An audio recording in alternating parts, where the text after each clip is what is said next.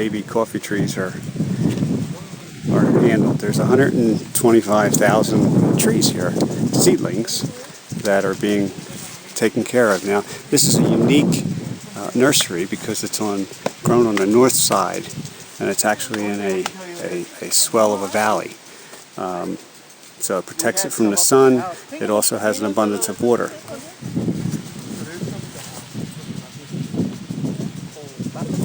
So you can see them all in little rows, just waiting to grow up and be coffee trees. So this is part of where La Minita starts with their quality. None of the trees on their farms are more than 15 years old. Once a coffee tree starts hitting the age of 20, its production is very nil and its quality is bad. So they're constantly working this nursery so that they can continue the quality product that they strive for.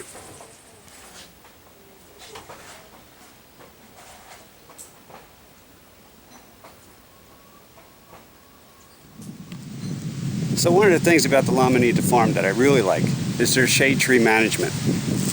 There's a couple things that I wanted to point out to you. First of all, as you see the rows of coffee trees, there are shade trees on top, and that's protecting the coffee. Coffee can't take the sun. Arabica coffee, this quality coffee, cannot take the sun all day long. It would burn the leaves.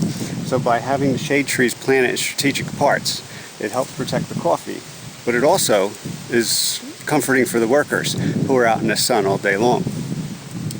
This is a shade tree managed farm, and what's meant by that is the shade trees in the off season are all pruned so that they're healthy and they're strong.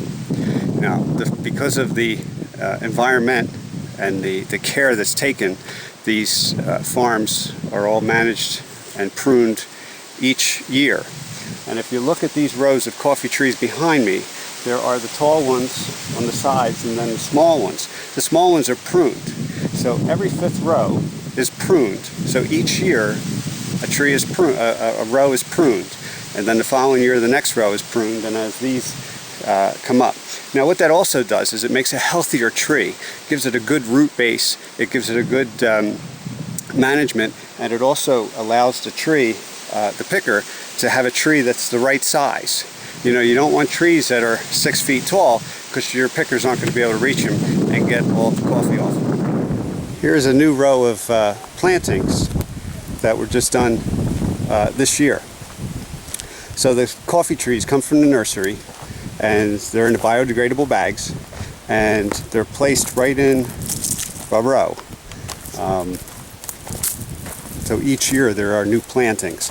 Now they wait for the rainy season because they need about 6 weeks to 8 weeks of rain to pull out the old trees, the trees that are close to 15 years old and not producing anymore. Once they pull out them trees, then they're able to plant the new seedlings in. So the coffee tree has the cherries on it. Now what's interesting about coffee is where the cherries grow, they will not grow next year. So you can see from certain trees that where they grew previous years, certain branches, and they won't grow next year, but the following year, you know, they may grow. Inside this cherry are 2 coffee beans.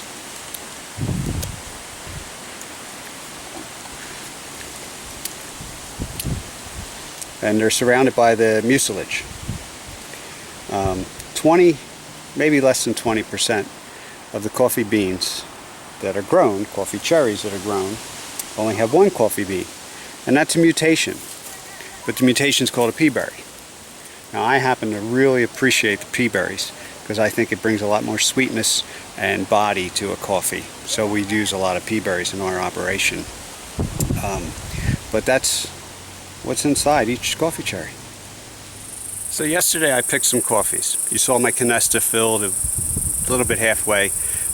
You saw me get paid for the coffee. And right now we're going to go down to the mill, and we're actually going to see the coffee being processed. So come along. So we're getting real close to the mill.